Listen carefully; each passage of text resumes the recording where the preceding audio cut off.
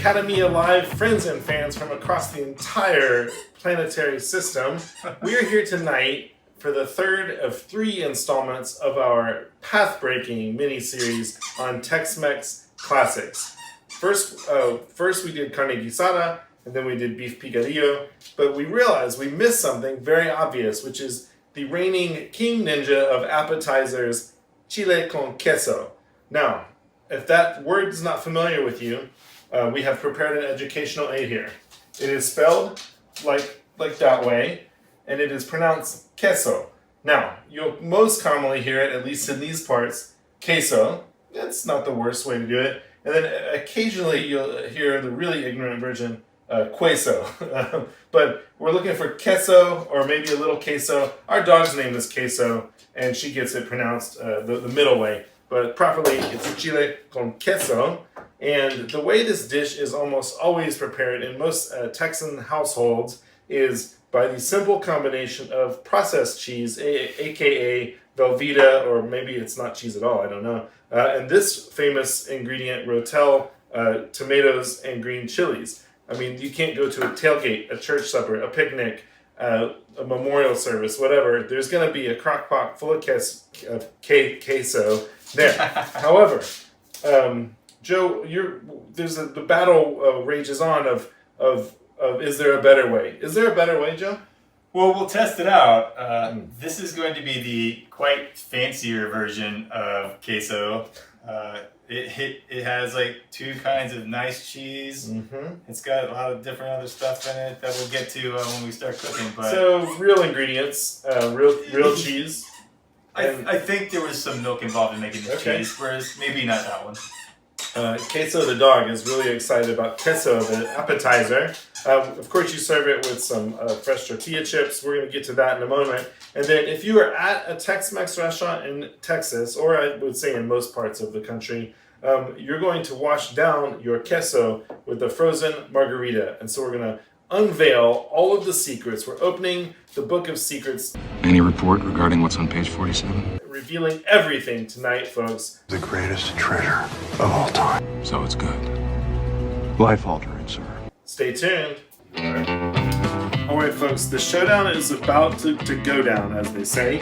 I've got the classic sort of Velveeta and Rotel tomato queso versus Joe's going to get artisanal with it. So let's get cooking here. Start. You know, this is just gonna take so long. I don't know. I mean, if we had a microwave, you'd probably put it in a microwave. Well, a lot of people do. Yeah, no, I know. So this is kind of in a lot of most Texans' pantries. I bet have a can of Rotel, diced tomatoes and green chilies. That's it, folks. I'm gonna turn the burner on.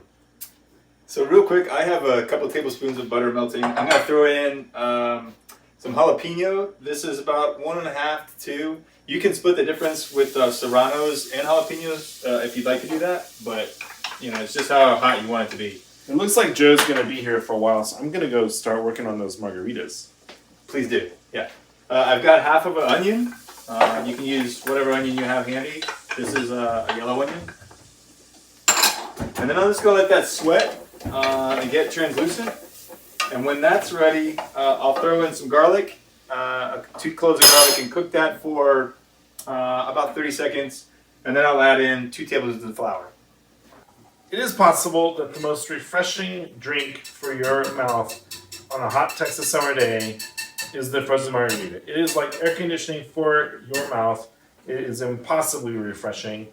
And there's a couple of ways that people go wrong with this drink. For one thing, they often use cheapo tequila. They think since it's frozen, it doesn't matter. We'll just put some bottom shelf stuff in there.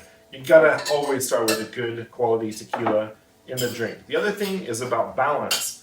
If you take a perfectly balanced regular margarita, rocks margarita, throw it in the blender and freeze it in the blender, it's gonna come out just watery and thin. That's because you're adding so much dilution from the crushing of the ice. So you have to amp up the sweet ingredient and the sour ingredient to bring it back to balance with all that additional water.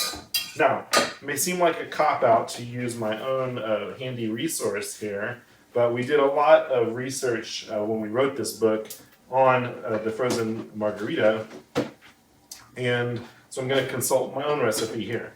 And according to the recipe, this is for like a family size portion, we need 1 cup of 100% de agave tequila, and I am using Patron Silver naturally for that.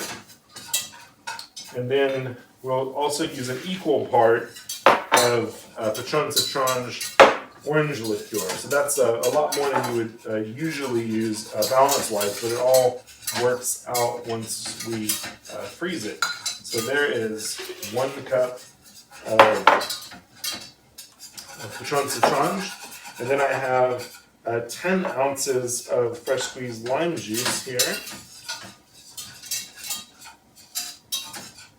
I'm going to add a little bit more there in just a second, and half a cup of simple syrup.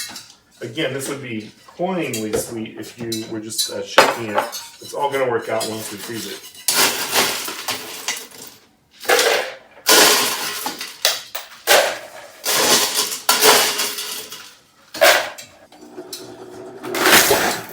Add a little bit more ice. It's a riddle. A little more ice. She's out there. Right, I can tell that this is going to be amazing. Hello, beautiful. All right, friends. Joe's over there working very hard to make this queso a reality. Here's the perfect frozen margarita for your delight. Let's see how it goes. That's awesome.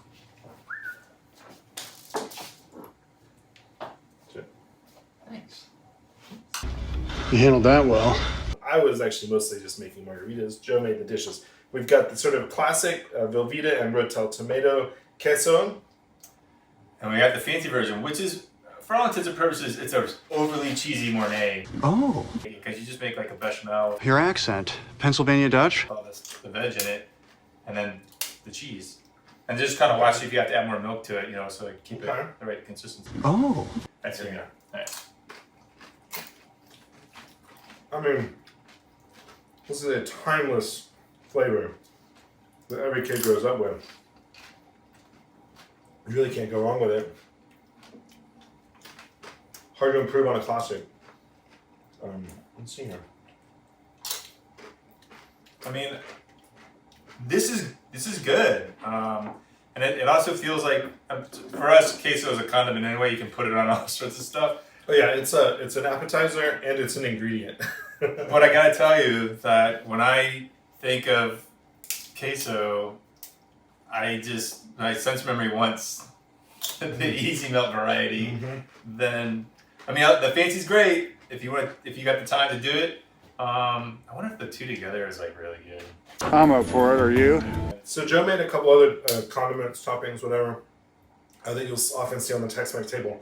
Pico de gallo, so diced tomato, jalapeno, onion, cilantro, fresh lime juice, a little salt, and then classic guacamole, which he made a couple episodes back.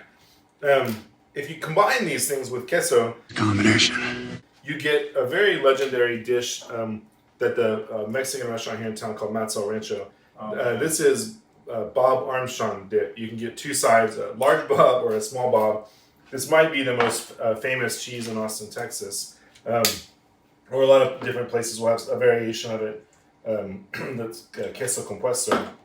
Let's get in here. I miss Bob. I miss my Bobs. Here, can't go wrong with a Bob. So good.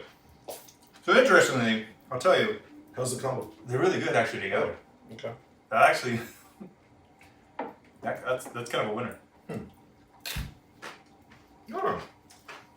Best of both worlds. Yeah, I like it. Wow. Learn something new every day here on Academia. That's right. Folks, Cheers. thank you for joining us on our 3-part Tex-Mex mini-series here. We've got a real treat for you next week as we go Tex-Mex versus Mex with our colleagues down at Aussie. Cheers. Cheers. We'll see you next week.